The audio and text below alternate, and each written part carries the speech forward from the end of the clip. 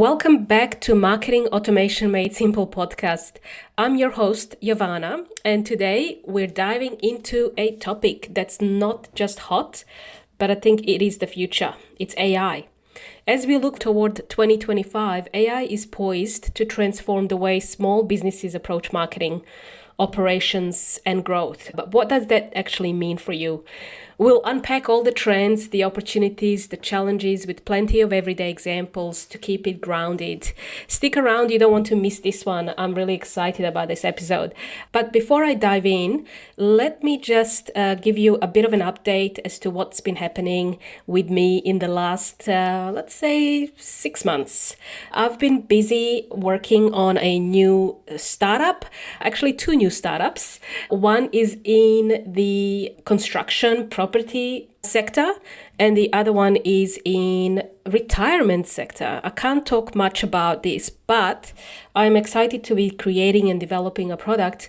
And another product that I'm going to be working on in 2025 is going to be a product that I want to create that is 99% profit margin led with 1% cost. That's my vision. So I want to use AI, and this episode is going to give you an idea, a taste of what I am actually thinking about doing and how I'm going to use the technology to do it. But using AI, we can pretty much build any type of software product that is 99% profit margin. So I think that's kind of music to everybody's ears.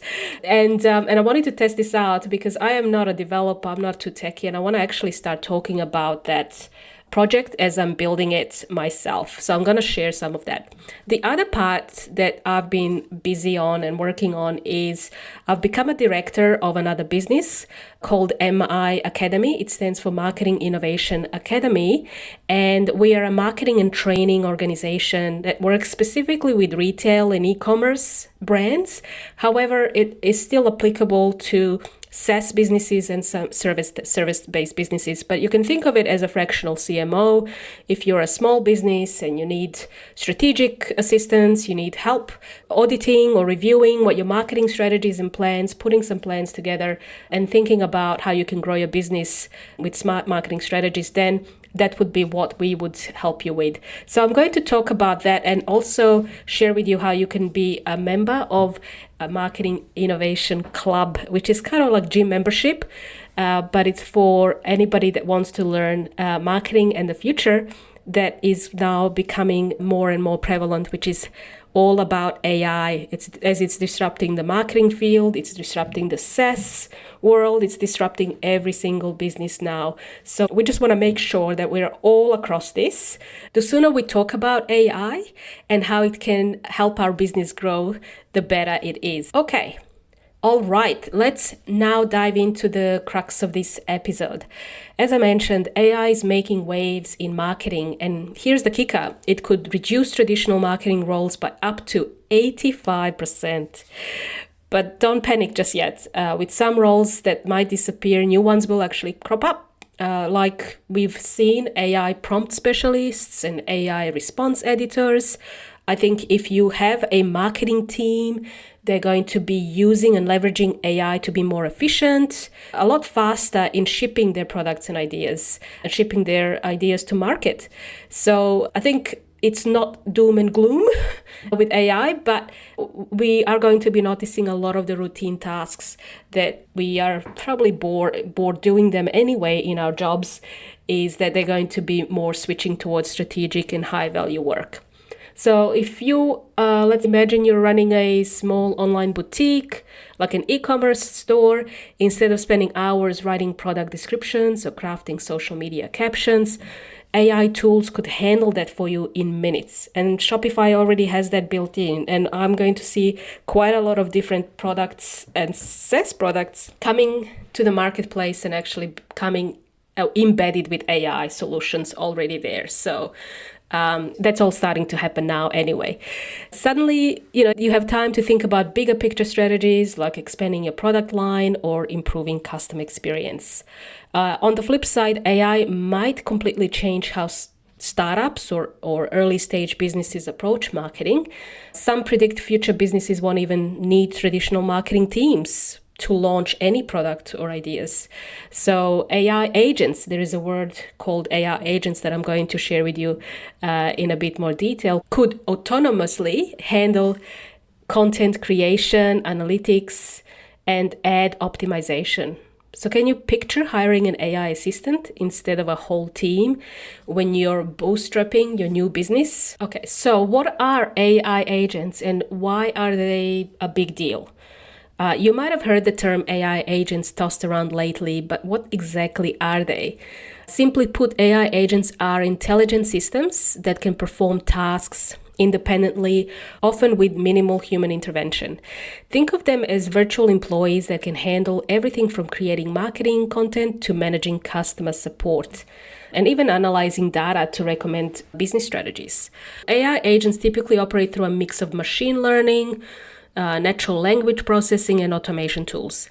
They don't just follow static instructions. They learn and adapt to changing circumstances, making them incredibly powerful for a small business that is lean with limited resources. Let's say you own a small cafe. An AI agent could automatically respond to customer inquiries on social media, update your inventory system when ingredients run low, even create targeted ads based on customer preferences. It's like having an extra pair of hands, but it's all digital. Now, even Meta has announced just in this week, this is early January as I'm recording this, and they've announced that they're going to allow and have their own Meta AI characters that are going to be users of the platform. So we're going to start engaging with AI. What does that mean? Things are moving very, very quickly when it comes to software and technology. The real game changer is their potential to simplify operations. Imagine being able to focus entirely on growing your business while AI agents handle the nitty-gritty details. Sounds amazing? Yes. But there's also a learning curve to using them effectively, which I'll explore later in this episode. If you Google, I don't know if you check Google, well, we still use Google these days.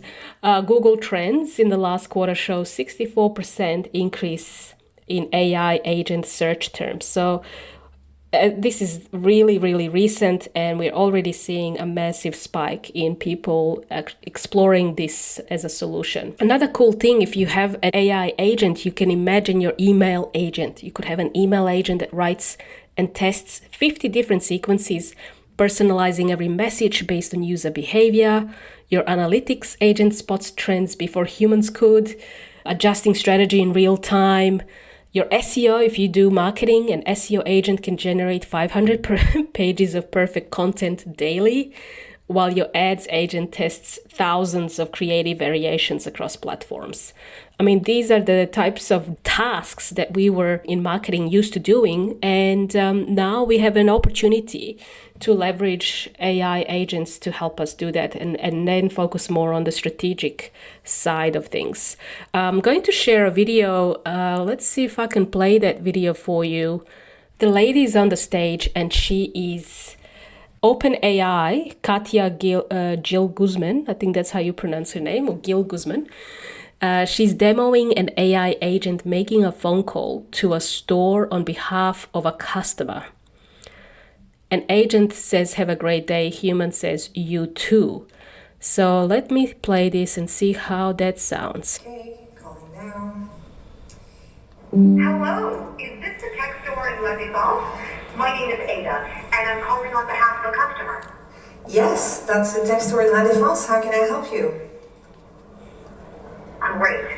I'm calling to check if you have a 1+12 and floaty emerald in stock. Our customer, Katya, is interested in picking it up today. Oh, actually, we do have 1+12, but we don't have that color. I'm sorry. Ah, thank you. And what time do you close today? Katya will likely come by later to pick up the phone if she's happy with the color. Yeah, I mean, we don't have emerald, but we do have silver and black. So, yeah, I guess she can come up. We close at 7 p.m. Perfect, thank you. I'll let Katya know that you have silver and black available, and she can come by before 7 p.m. Thanks for your help, and have a good day. Thank you. You too. That is just something unimaginable. The platform Just Call, who I'm hoping that I'm going to bring on this podcast for us to share more about the agent AI and the powerful way you can use that. But in their demo, they had an example of a roofing company, roof tiler, and they used an AI agent in a 24-hour capacity. So if you had a leaky roof, you would call the number for emergencies, but the AI will answer that number. And that conversation was absolutely mind-boggling. I could not tell the difference between what's a human, what's an AI. So it is a bit scary, don't get me wrong, but that is the future and that is what's happening now. Since I've recorded previous episodes on AI, that was last year, this is just something that is just, I can't keep up with the pace. It's such a quick transformation of what we're seeing in the digital landscape.